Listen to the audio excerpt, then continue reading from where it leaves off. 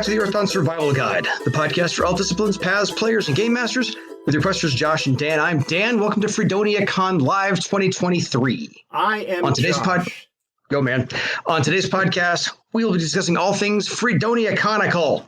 So, if you have any questions, too late. I'm sorry, put them in the chat. We have some emails to get to, and we'll talk about everything for the next hour or so and pick Josh's brain. So, how's everybody enjoying the con so far? I've been enjoying it. There you go. Everyone else needs to keep quiet. Just kidding. Don't have time for all the responses, but feel free to put them in the chat. My only other curiosity is where everybody's located within the world. So feel free to put that in the chat as well. I'm kind of curious where our listeners are based in. Just a curiosity of mine. So first email up. Okay, can I even get to my email while I'm doing this? Oh, I usually print all these. Should have done that last night, man. Floor is yours while I print one of these up. Yeah. I'll vamp. So in the chat, we've got Germany, British Joel is in the chat with us today. We got Seattle, Poland, New Mexico, the Netherlands, Meridian, Ohio, Kansas City, Missouri. We've got, of course, Colorado and Maine. This is where I am.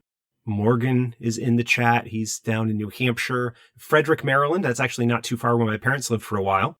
Arlington, Texas, Iowa. Yeah, we got them from all over.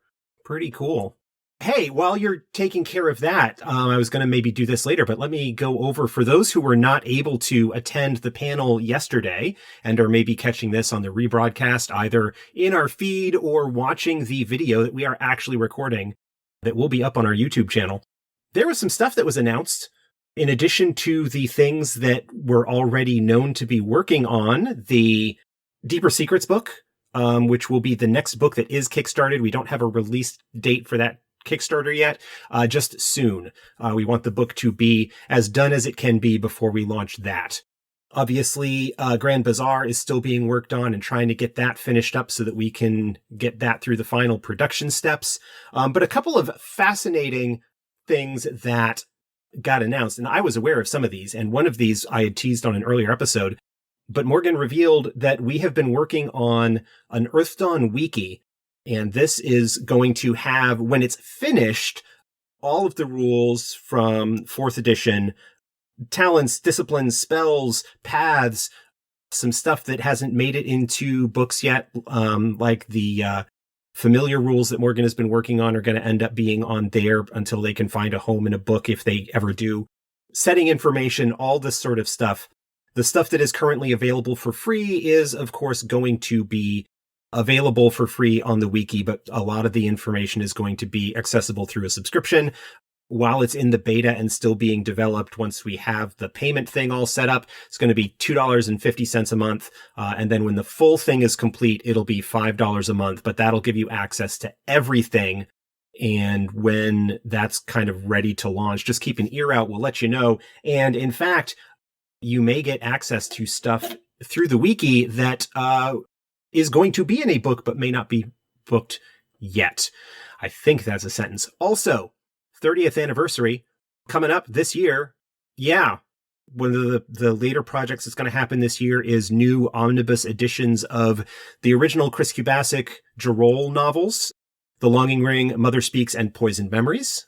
Those are getting a new sort of proofing, editing pass done by Dan, and going to be done in a sort of deluxe omnibus edition. And then the other one is the sort of lost Earthdawn novels. We're going to have Scars and Little Treasures, the 2 Aina Earthdawn novels done by Caroline Spector, along with Jack Koch's Life Rock, all of which were sort of written back in the first edition days, have seen limited release, but very limited release. Little Treasures, in fact, has not had an official release in English, but those are going to be put together and put out, and are going to be sort of the, at least right now, the planned campaign that is going to be towards the end of the summer when we are kind of hitting the actual 30th anniversary.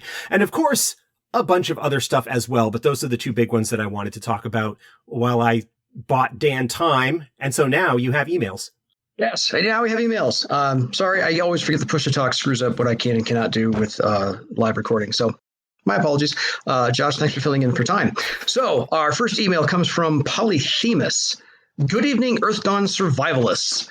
It has been a great pleasure to listen to your loquacious and approachable take on Earthdawn's universe and mechanics. As a longtime fan and first edition playing in my teens, it was my first tabletop RPG, and I have had my passion reignited over the recent months, which started with Stranger Things and youthful reminiscence of Earthdawn. Serendipity struck as several people at my employment were similarly wistful and wished to try a tabletop RPG. Thusly, I have recruited 6 new players to the Earthdawn fold, most with experience of other systems, some with no experience at all. Into this milieu, I have offered to game master a group of adults, a feat I have not tried in 20 years. We had single session 0 and a fairly homebrew adventure. The group consists of Obsidian Warrior, Troll Sky Raider, Tiskrang Nethermancer, Windling Elementalist, Elven Troubadour, and Elven Scout. They will be battling to determine a mystery plot and constructs formed from Asvat Many Eyes. Nice. I will be using a Jehuthra as the final boss, toned down via suggestions from Morgan Weeks' website. I will try not to kill any players, but wanted to try to touch on themes that stand out in Earthdawn, at least to me. Blood paths, corruption, and horrors. I wanted to ask a couple of questions. How have each of you handled player deaths as game masters in the past? When considering mechanics versus storytelling, do you ever favor one over the other to help the game along? Lastly, with a troubadour in my group and with her focus on social conflict, I fear my competency with the mechanics will not do justice to the player, as he has chosen not to take melee weapons at first circle, which came as a shock to me, though kept this to myself. When trying to consider the many layers of social mechanics in 4th edition, is there a good sample adventure that can help to highlight these in a helpful way? The way they are presented in the books makes a somewhat impractical comparison to the verisimilitude, seemingly Josh's favorite word in the Earthdawn context, their pragmatic application in the game. Many thanks, Polyphemus. Okay, first off, don't kill your players. Kill their characters. I had a player death that I'm not going to talk about, but yeah, so. I personally prefer narrative/story situations over like letting the dice fall where they may. That's just my personal style.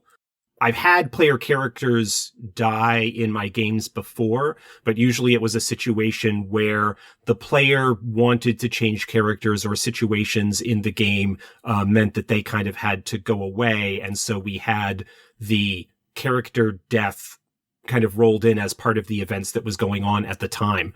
The long-term game that I ran with characters that are now featured as example characters in the 4th edition books had Bearclaw was a journeyman, a 1st edition style journeyman that ended up, the player wasn't super happy, wanted to change characters, and had basically set up a self-sacrifice situation as part of that. And it was negotiated and discussed and all kind of planned beforehand.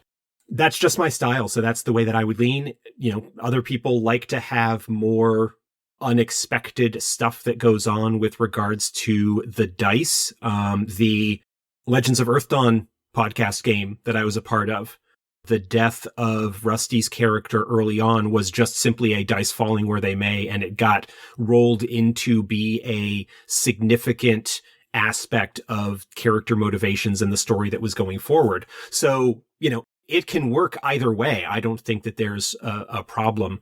I just am in some ways kind of a softie when it comes to running games. And if players like their characters, I don't want to break them with that, which also kind of runs into issues that I might have with horror themed gaming and the damage and hazard that can come about as a result of that. But that's my own hang up. Fair. I think I've only had one character death I've had to deal with, and the entire party rallied around and did everything they could with recovery tests and healing potions and the whole 9 yards, and the dice just did not let that happen. So I took a big red marker and wrote deceased on the character sheet, and that was pretty much the last time I did that.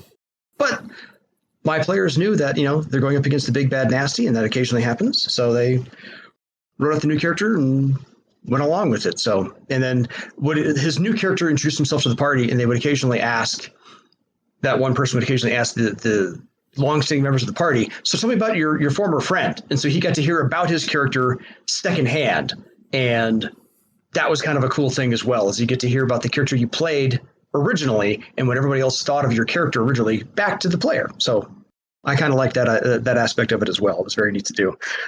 let's see. You had the question about social. Yeah. With the troubadour in my group, there was a focus on social conflict.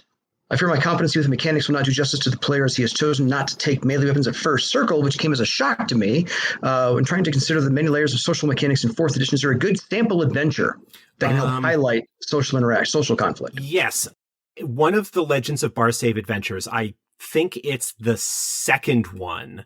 If there are people in the chat that know the one, it's the one that involves the characters investigating disappearances.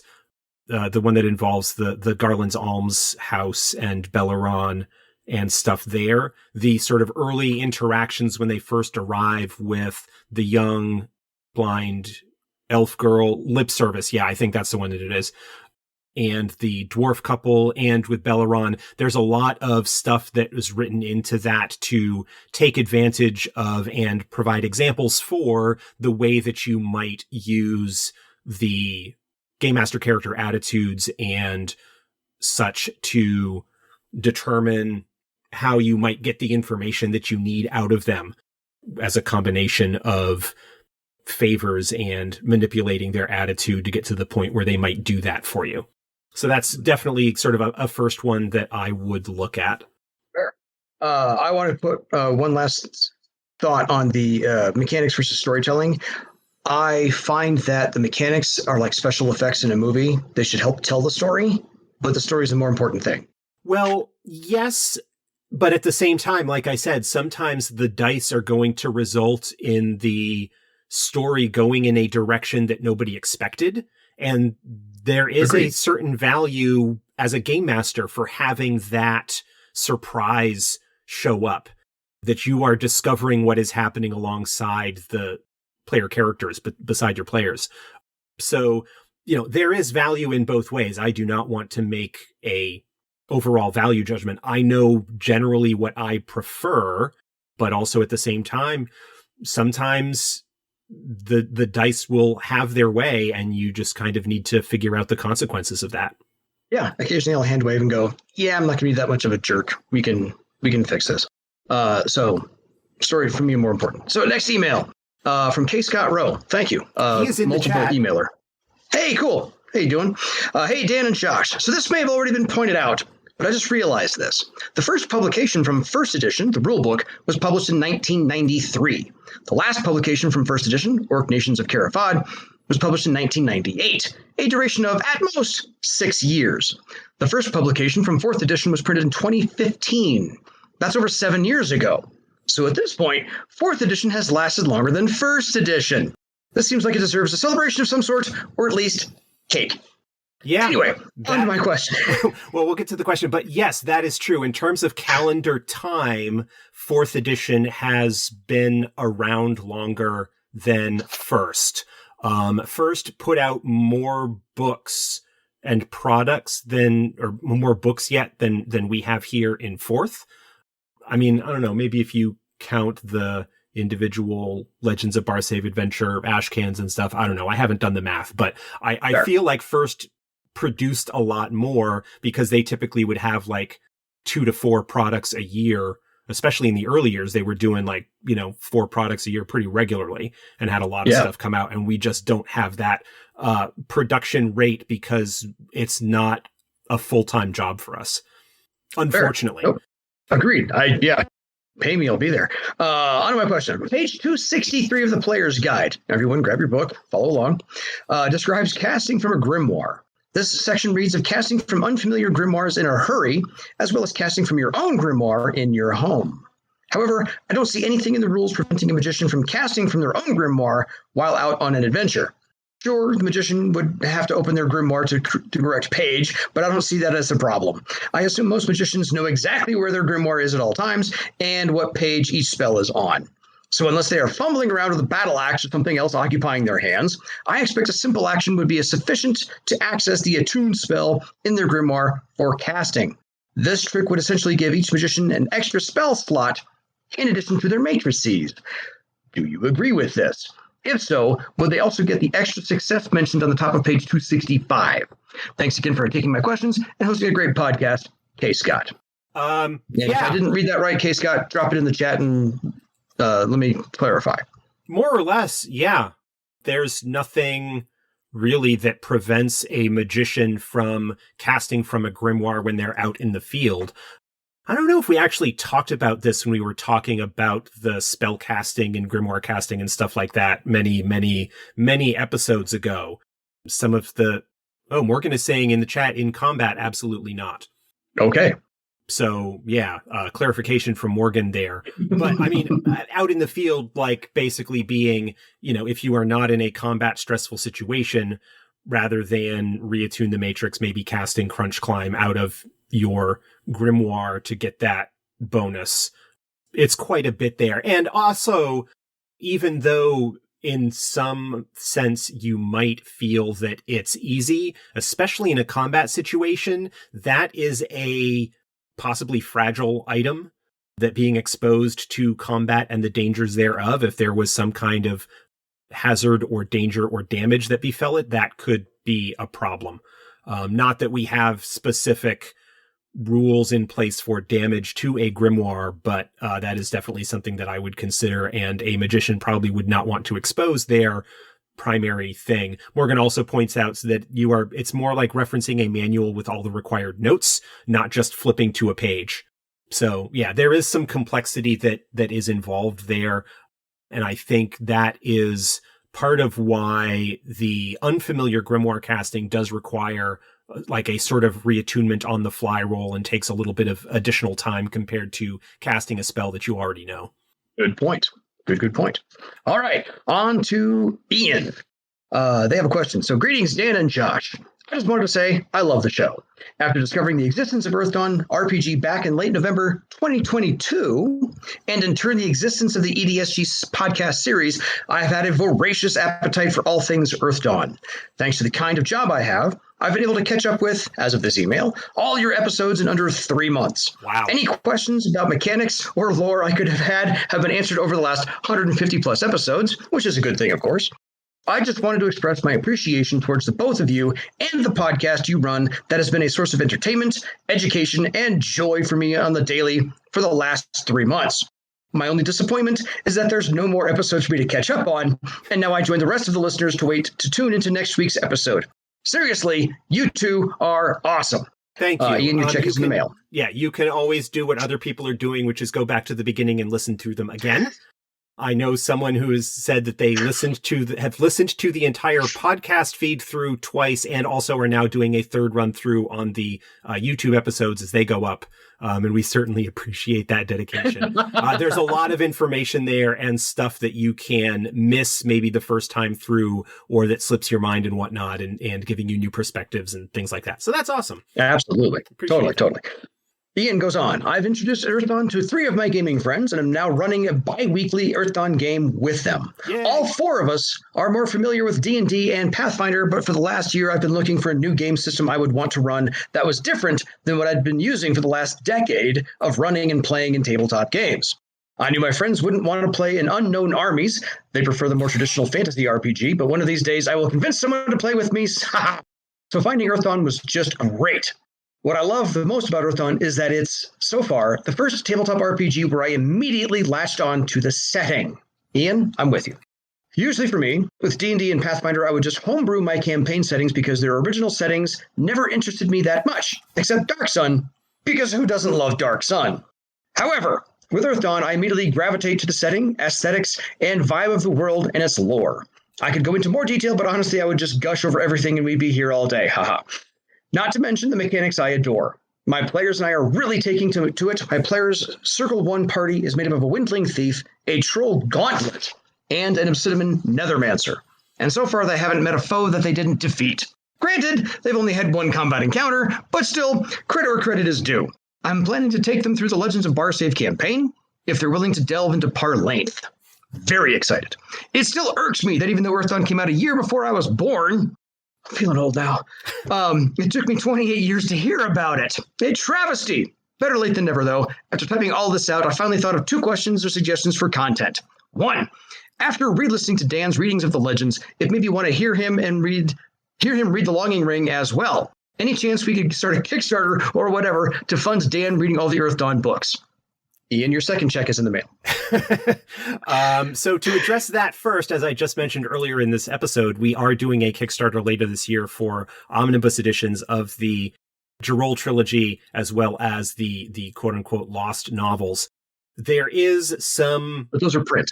Yeah, those are in print. There is some discussion in the background about the possibility of audio versions of them. That is not solid, but I would be super interested in doing that myself. Possibly Dan and I working together, but that is like, that would be kind of cool. Anyway, Absolutely. Yeah, Morgan pointed out in the chat, this is the second Unknown Armies reference in as many days because I mentioned it in our hangout last night. Hey, good game is good game. Number 2, I would really like to hear from both of you more about your favorite moments or stories that you can recall from the Earthdawn games or other RPG games, even you two have run or played in over the years. Sincerely, Ian. I think I've told this story before, but one of my favorite Earthdawn moments is when I was running a game. This was for the quote-unquote Riders on the Storm campaign, that first really long campaign that I ran like 2.5 or 3 real world years. This is the one where Salar and Tomas and Ulm and a couple of other names that you might recognize from the examples in the player's guide came from. The wizard Tomas basically cast Dispel Magic on the party Swordmaster for reasons that are a little complicated to get into right now, but basically under the suspicion that he might have been under some kind of curse or powerful magical effect that was preventing him from really having much memory of anything in his past. Cast the spell successfully, and this is, of course, first edition, so the effect of Dispel Magic was the result of a willpower test that was made after the test was successfully cast. He, I believe, used his Desperate Spell Charm on the effect for the Dispel Magic and blew up the dice 3 times and had some kind of redonkulously high result, which was, of course, a moment that had me okay, I need a minute to figure out what's going to happen here because I knew what the situation was, and it's possible that him casting that spell on the Swordmaster would actually just kill him outright, because it turned out that his body was a nethermantic construct that had a spirit bound into it, and potentially the Dispel Magic would destroy the body or the binding or whatever. And I'm like, that would not be cool. But it was just that moment of he rolled the dice, announced the result, and there was just this silence around the table as every kind of looked at me. And I'm sure had this kind of panic-stricken expression as I needed to kind of figure out what happened. Fortunately, it was easy enough to decide that, and I don't even know if this was actually available in the rules yet, but that essentially it was a named spell. And so a simple Dispel Magic was not going to be enough to undo it. But that is probably one of my biggest moments. The other one is from that same campaign where I had a sort of long-term horror lurking in the background called the Dreamstalker that would basically just kind of show up and occasionally infiltrate their dreams and manipulate things. And their first encounter with it involved them waking up in the morning, going out on this mission, and things getting progressively weirder, and then waking up back where they had sort of started the day.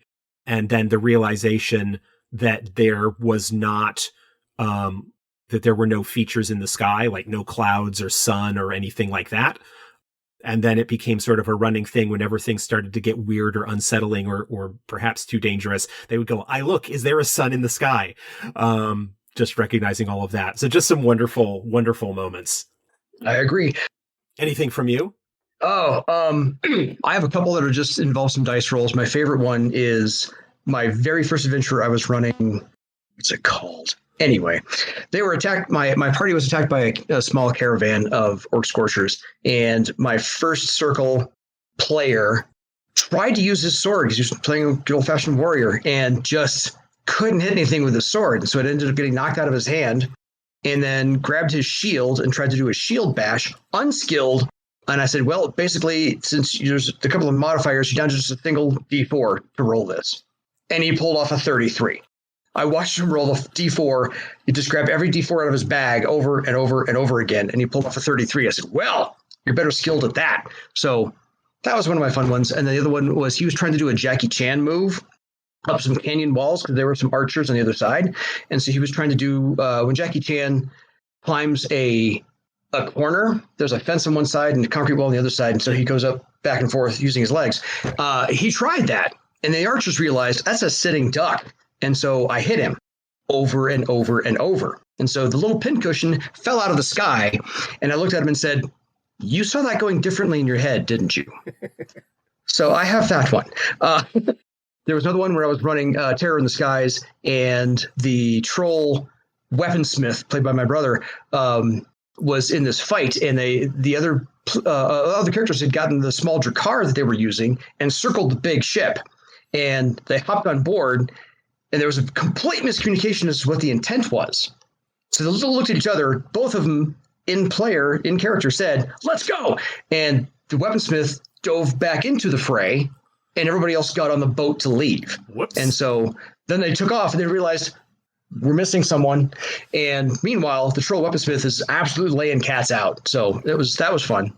The story narrative worked quite well. So those are my three that I can immediately come to mind.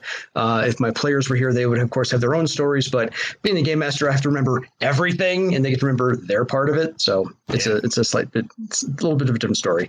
But apparently somebody in the chat really wants audio and wants to know if Josh would be Jarol and I would be Garthik or vice versa. I don't know. I really like Garthik as a character, so I would probably want to voice him. Absolutely. I can see that. I could just see me doing all the narration of the non-voice parts, and you can do all the voices. We'll see what happens. These are not promises, anybody. You know who that's a problem for? Future Dan and future Josh. Yeah. I'm okay with that. Last email, and then we will have some time to take some questions from the chat. So this one is from Evan. Happy FreedoniaCon, gentlemen.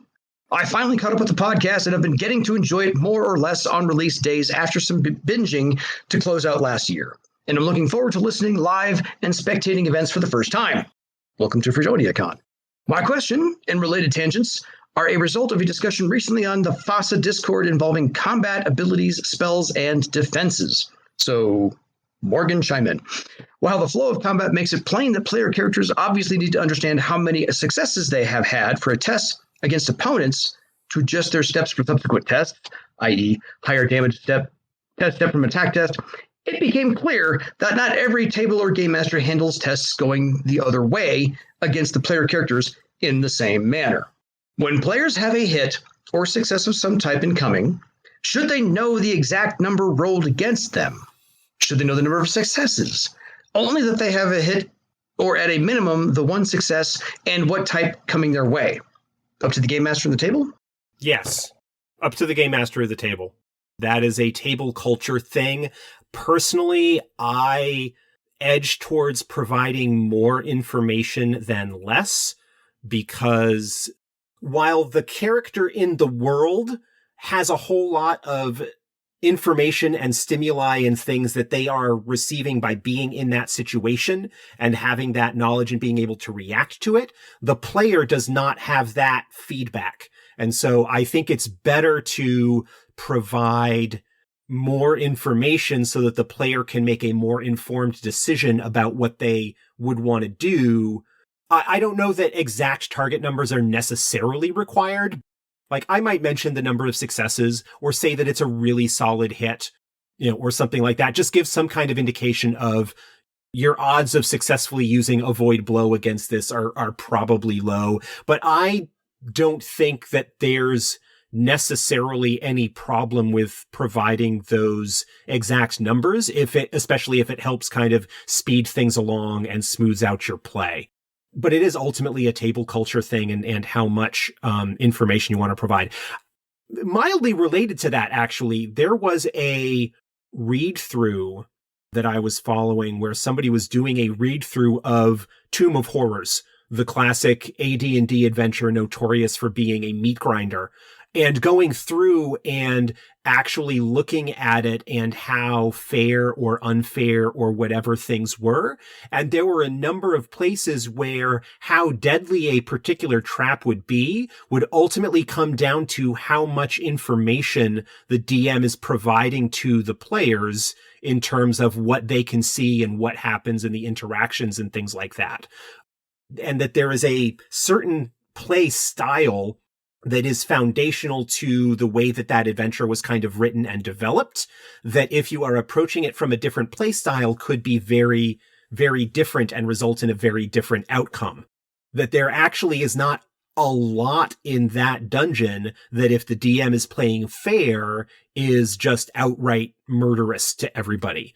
There are a couple of things that if players, if the characters are stupid, might outright kill them. But there's a lot of opportunity for them to figure things out or react or whatever, especially considering the level of characters that were expected to be in there and the tools that they would be likely to have and things like that.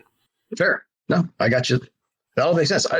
My tables go back and forth on sometimes, what number do I have to roll against? Because I want to know my odds in my own head if I have the dice for that, or if I should throw karma on. And sometimes it's just one of those. Game master says, "Nope, just try. You might want to use some karma. Give you a hint." But we're all playing online, so we're not using a dice roller. We're still using dice on the table. So occasionally it's for don't cheat your dice rolls every once in a while. Part of the reason that Evan asked the question, how he assumed things were handled since first edition, was the consideration of the talent knacks for active defenses, such as roll with the punches for avoid blow, make concession for resist taunt, and absorb spell for steal thought, all of which reduce the number of successes by 1 for the respective attack types. If the players do not know at least the number of successes, it would then seem to be a blind gamble that a big hit is coming their way they otherwise might not be able to avoid entirely. So how do you both handle this in 4th edition at tables you run or are part of? What, if any, benefits do you see for handling it one way over the other? Appreciate all the work you two put in the podcast and the setting itself, Evan. I am not 100% consistent, but I do try and at least let people know how many successes there are on hits against them and things like that. Typically, I'm running games at cons, and I don't usually have knacks on those characters because they're lower circle, and I have new players. They've got enough, if I have new players, they've got enough to worry about without having to factor in a whole additional layer of powers or stuff that they might have access to. So the knacks consideration isn't a big deal, but at least having a sense of that's the flow of information that's going back and forth. You hit the raider for 3 successes, so you're going to get +4 damage on your attack, or he's going to hit you. Oh, that's a really solid hit. He's got 4 extra successes. Do you wish to try and avoid blow, knowing that that's you're going to need to roll 20 over your physical defense to really, to even possibly have a chance of pulling it off. I mean, I think I would probably fall down on at least the number of successes, in part because sometimes not revealing the exact number, again, especially at con games, I'm kind of a softie. If I don't reveal the exact number and they're close enough, I might give it to them, just to allow for a moment to fudge the numbers a little way. That brings in a whole other discussion about fudging numbers and things like that when it comes to game mastering. And there is a different expectation when I am running games for a group, especially if there are newer players at a table where I'm trying to introduce them and hook them on the game, as opposed to providing for me, that's an authentic experience beyond, other than, aside from being a strict rules prescriptivist when it comes to things falling out. Fair. K. Scott in the chat has a question for us. Given that the character who authored the description of Nebis was clearly corrupted by Nebis, can we trust the dates and locations he recorded of Nebis sightings and Nebis corruptions? Nebis. Yes, I would say that we can. Fair enough. Crugulus Maximus, thanks for answering my question. We're good there. Anybody have anything else? Because we got 18 minutes we can fill. Well, British Joel has one of my great moments as a player was the ref telling not to bother spell riposte as he'd rolled 56. I was karma canceled and told him I was going to roll whatever the odds and won 64-ish later, and I armor defeated Vertigorn with his own razor orb. Nicely done. Those high-powered games. I love when the dice explode like that. It's one of my big selling points for Earthdawn still is these dice explode. Yeah. And I still get people who are like, oh, really? And when we play other games or even, like Monopoly or Sorry, or just kidding. People look at the dice and go, it's a 6. Can I roll it again? No. Sorry uses cards. It does use cards. No, we were thinking, sorry. Sorry for the apology. I was thinking of the tabletop game Formula Day. Oh, yes. That's a fun game. When you hit 6th gear and roll a 30, you want to do it again? Yeah. I haven't played that game in ages. I don't have a copy of that, but I remember playing that at the game store back in the late 90s and early 2000s. So Formula Day is the original version. Formula D is the newer version. You can still get it, and the boards are compatible as far as I'm aware. Yeah, I've got all the game boards and the cars and the dice and the whole lot. Yeah, I love that game. It's a great little racing game. It is. It's fantastic. Thank you, British Joel. Agrees with us. Formula D is great. Jason has a question. With the release of Asgothia, is there talk of any other provinces? Right now, the only outside bar save thing that's being worked on is Arancia, which is a book set in the equivalent of present-day France. That's been sort of on the burner cooking for a while. And Kyle is the one sort of at this point heading up development with a text that was primarily written by Julien Peru, a French gamer, and so forth, and Earthdawn fan. Don't know exactly what the timetable on that is coming out, but we're kind of trying to shift our focus back on bar save a little bit more. But yeah, Arancia right now is the only one, and that has had very, very little information ever revealed about it. So there is, in one sense, less work massaging previously existing stuff into a book that we're happy with. What am I drinking is the question in the chat. I am drinking some water enhancer. It looks really, really green in this. It's actually orange. The lighting here is not the world's best. I apologize for that. And I'm drinking it out of a 20-ounce Bon Maman jelly jar glass. I'm just drinking water.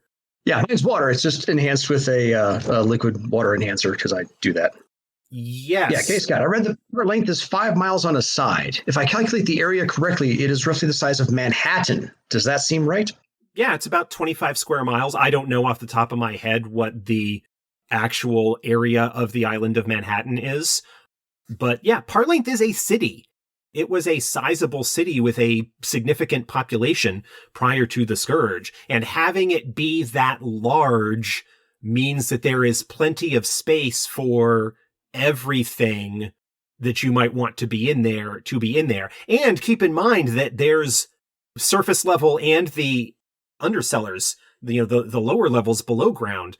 So you're looking at even more territory. You're talking about something that is comparable to the full Mines of Moria from Lord of the Rings or something like that, where there is just a lot of space for stuff to happen. The chat has provided us, including the water, Manhattan is 33.58 square miles. So Parlength is a little bit less. Yeah, the land is 22.83. And there are quite a lot of people that live in Manhattan. And so a city like Parlength, yeah, but that it is significantly, not completely abandoned, but the population density within it is pretty low, which, you look at post-apocalyptic kind of media, The Last of Us, for example, which is really, really good, if heartbreaking, phenomenal. But the kind of situations that you have there outside of the QZs, the quarantine zones where everybody kind of mostly lives, is bleak and empty and abandoned. And what is happening to civilization in the 20 years after the infection has broken out and stuff like that. Yeah. It's really well designed and phenomenal environmental storytelling and stuff like that.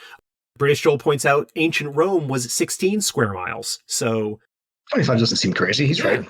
Well, considering Manhattan builds up, they have skyscrapers and Parlength is more spread out. Yeah, Parlength is not quite as tall, 4 or 5, 6 stories tops. Manhattan is also sort of like elongated, sort of cigar shaped, whereas Parlength is a trapezoid, a parallelogram. Sorry, it is a parallelogram.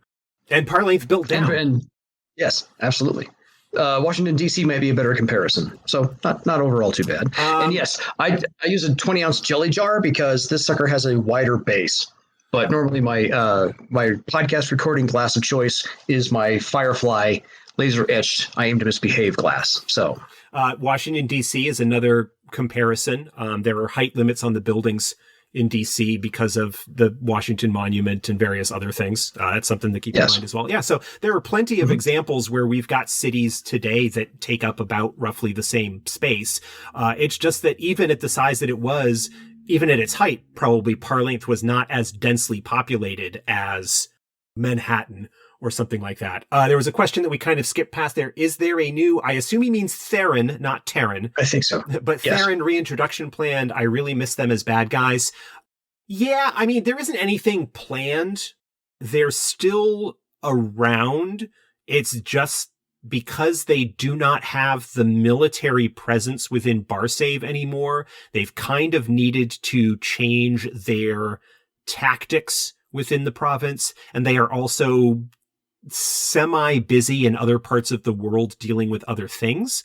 If in the course of things, you know, we come up with a good way for them to get involved with something, then we may very well do that. But there's nothing currently right at the moment. We're sort of in a slight lull between province shaking effects. We had Empty Thrones, and we're looking and talking about what we might have in the future, but nothing solid in that regard yet. Fair.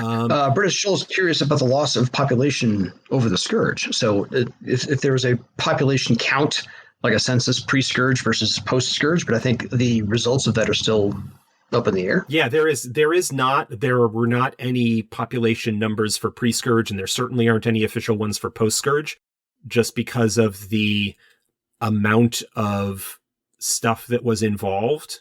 Barsave, broadly speaking, is not particularly densely populated outside of the cities.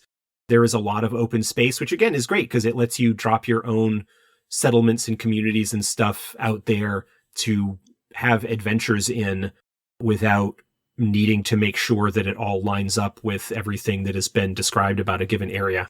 Fair. Okay, anything else we got? So Thrall proper was about 50,000 population? In case got some memory. I think the halls of Thrall were 50,000. I think once you start including the inner cities, it gets a little bit larger.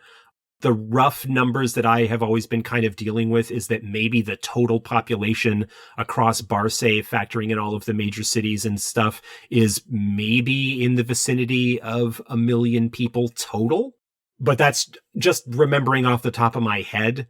There were some numbers that were given in, I think, the Explorer's Guide to Barsave, the original sort of first edition source book like that.